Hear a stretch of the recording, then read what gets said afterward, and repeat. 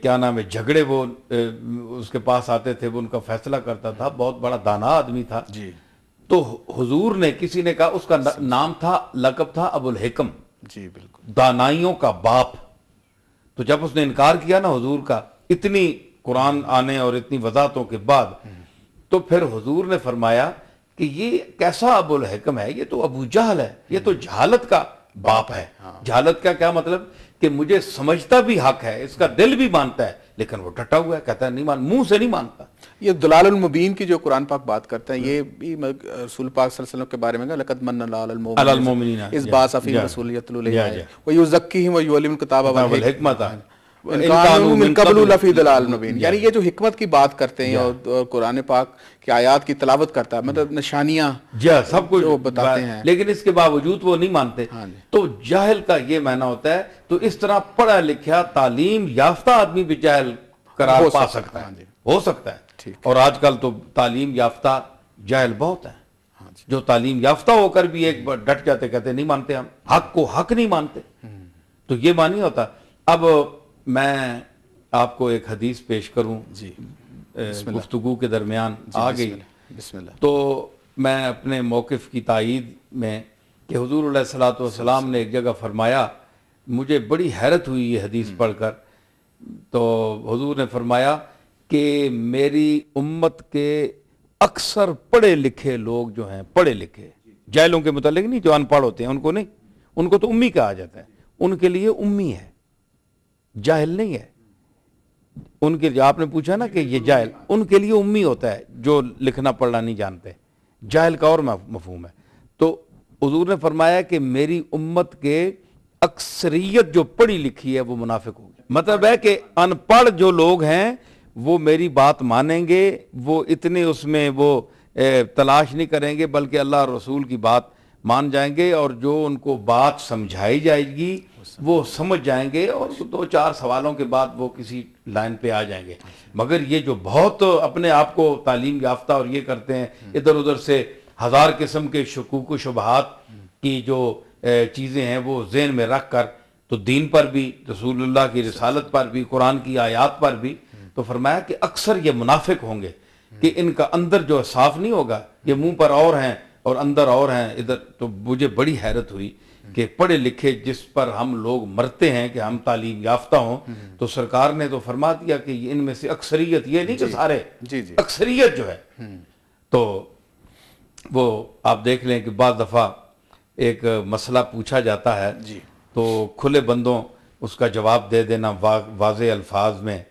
تو ایسے لوگ بھی موجود ہیں جو کھلے طور پر آپ کو جواب دیں گے بغیر کسی نتیجے کو دیکھے ہوئے کہ اس کا وہ کیا اثر مجھ پر ہوگا، کوئی خلاف اثر نہ ہو، تو وہ فتویٰ شریعت کا آپ کو بیان کر دیں گے. کچھ ایسے لوگ ہیں کہ وہ کوئی نہ کوئی نکال کر آپ کی حیثیت کو بھی دیکھ کر، نوعیت مسئلہ کو بھی دیکھ کر، حکومت کو دیکھ کر، سرکار کا حکم دیکھ کر، تو اس میں تھوڑی سی وہ تبدیلی کرنے کی کوشش کریں گے.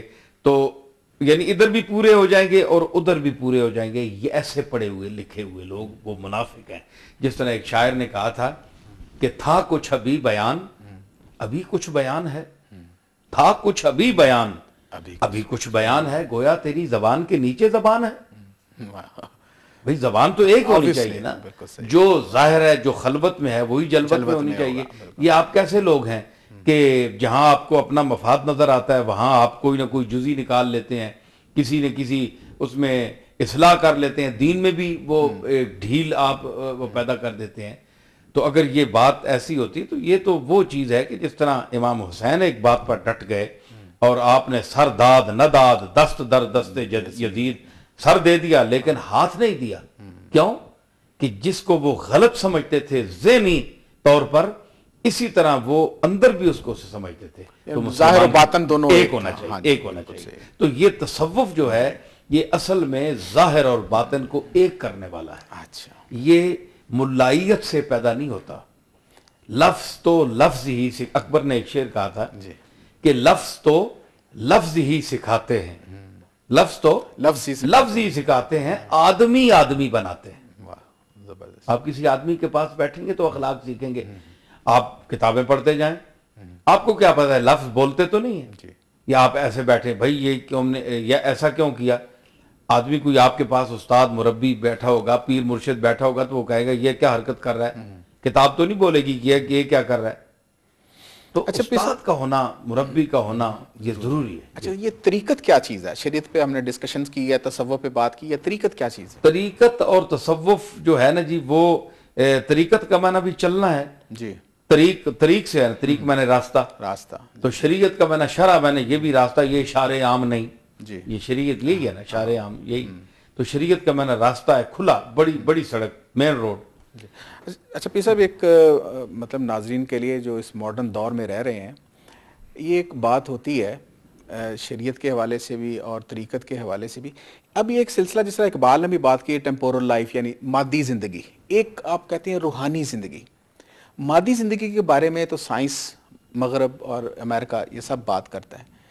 یہ جو آپ کہتے ہیں یا ہم دیکھتے ہیں کہ حضرت علی کرم اللہ وجہ سے آپ 36 یا 37 واسطوں سے آپ ادھر تک ہیں, آپ کا جو شجرہ ہے ان سے ملتا ہے.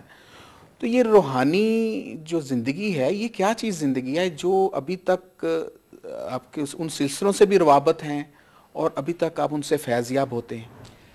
پہلے بات یہ ہے جی کہ ہمارے ملک میں ایک فرقہ ہے, جی, میں نام نہیں لیتا, جی, ان کا یہ سوال ہے کہ یہ روحانیت شے کوئی نہیں. جی, وہ کہتے ہیں یہ چیز فراڈ ہے سارا, روحانیت آپ بتائیں کیا چیز ہے. تو میں تو خیر ادنا ایک طالب علم ہوں علمی حوالے سے. جو مشائخ ہیں, پیر ہیں, یہ لوگ